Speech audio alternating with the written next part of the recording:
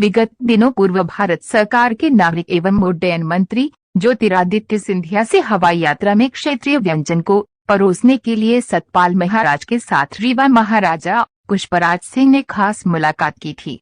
इस खास मुलाकात में महाराजा पुष्पराज सिंह ने हवाई यात्रा में बघेली व्यंजनों को शामिल करने का प्रस्ताव नागरिक एवं उड्डयन मंत्री के समक्ष रखा था। महाराजा पुष्पराज सिंह द्वारा बताया गया कि नागरिक एवं उड्डयन मंत्री ने इस प्रस्ताव को हरी झंडी दे दी है। इसके बाद IIM के देहरादून, नैनीताल, भोपाल, ग्वालियर तथा जबलपुर के अधीक्षकों द्वारा चयनित किए व्यंजनों की सूची भी सौंपी गई। रीवा फूड एंड क्राफ्ट तथा इंडियन रसोईज के संस्थापक स्वयं पुष्पराज सिंह हैं। उन्होंने भी अपनी सूची प्रस्तुत की। आज के इस कार्यक्रम में मुख्य रूप से श्री चतुर्वेदी IND चैनल के संपादक एवं जय शर्मा बांधव पब्लिक स्कूल की प्राचार्य, मनीष मलकानी, शिवाली सिंह होटल रीवा, राज विलास, मुकेश तिवारी, विक्रम द्विवेदी सहित ऐसे तमाम लोग उपस्थित रहे। मकसद क्या है हमारा, क्या जैसे कि आपको भली भांति इस बात की जानकारी है कि हम लोगों को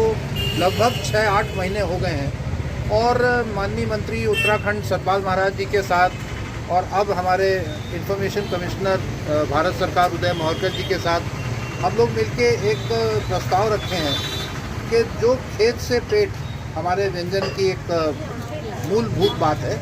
हम चाहते हैं कि इन फ्लाइट केटरिंग में हमारे रीजनल क्विजीन, हमारा जो क्षेत्रीय भोजन है वो आरंभ हो। तो आज चयनित करने के लिए पहला कार्य हम लोग अचार से शुरू कर रहे हैं और कुछ मुखवास से शुरू कर रहे हैं और विशेष रूप से वो चीज़ों को लेंगे जो बघेलखंड और बुंदेलखंड में इस्तेमाल करी जाती हैं, जैसे आंवला हो गया, जैसे बांस हो गया, जैसे कटहल हो गया और भी बहुत सारी चीज़ें हो गई, उनको हम लोग आज देख रहे हैं। अभी आपके नागरिक उड्डयन मंत्री सिंधिया जी से भी मुलाकात हुई। हाँ, और खासतौर से व्यंजनों को लेके आपने प्रस्ताव रखा था, तो क्या आश्वासन मिला? हम लोगों ने जो प्रस्ताव रखा उसमें हमने पहले उसका पूरा रिसर्च करा और वो रिसर्च में हमने 5 से 7 IIHM Indian institute of hotel management के प्रिंसिपल को इन्वॉल्व करा, जिसमें 2 या 3 हमारे मध्य प्रदेश के हैं, ग्वालियर, भोपाल, जबलपुर, उसी प्रकार से 3 हमारे उत्तराखंड के हैं, 2 हमारे गुजरात के हैं, क्योंकि माहौरकर जी के कारण अब गुजरात भी हमारे साथ जुड़ गया है। और इन लोगों से परामर्श करने के बाद इनकी पूरी विशेषता और अनुभव का लाभ उठाकर हम लोगों ने जो एक क्विजीन की लिस्ट बनाई है वो 2 भागों में बटी है। एक तो जो शॉर्ट टर्म फ्लाइट्स होंगी, जो लगभग 1 से सवा घंटा की फ़्लाइट होगी, उसमें जो परसाया जाएगा जो ड्राई डिशेज होंगी, और एक लॉन्ग टर्म फ्लाइट होगी जो हमारी 2 घंटे, सवा 2 घंटे, 2.5 घंटे की फ़्लाइट होगी, या जो बाहर की भी फ़्लाइट्स हैं उनमें भी। जैसे जो एयरपोर्ट्स हमने सिलेक्ट करे हैं उनमें से कम 4 एयरपोर्ट तो हमारे इंटरनेशनल एयरपोर्ट्स हैं।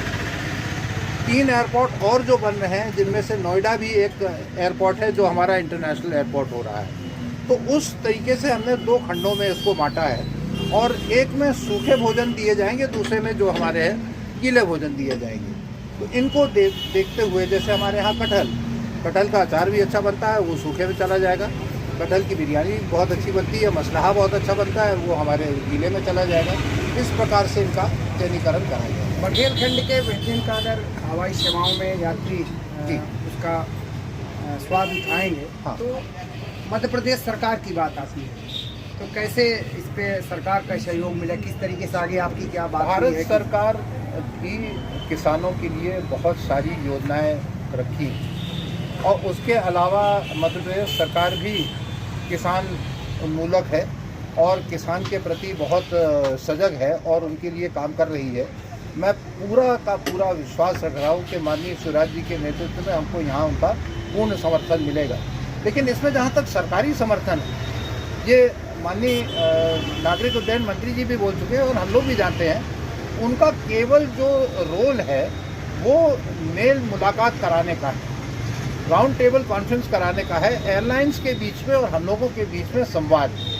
वो एक बार हो गया तो ट्रेनिंग का काम हमारा होगा। एयरलाइन के जो इन हाउस ट्रेनर्स होते हैं, जो केटरर्स होते हैं, उनका काम हमारा होगा। सरकार से हम कोई आर्थिक मदद नहीं चाह रहे हैं, कोई उनका प्रोजेक्ट नहीं चाह रहे हैं, हम कुछ नहीं चाह रहे हैं। सरकार को हम केवल एक कोऑर्डिनेटर के रूप में चाह रहे हैं। Thank you.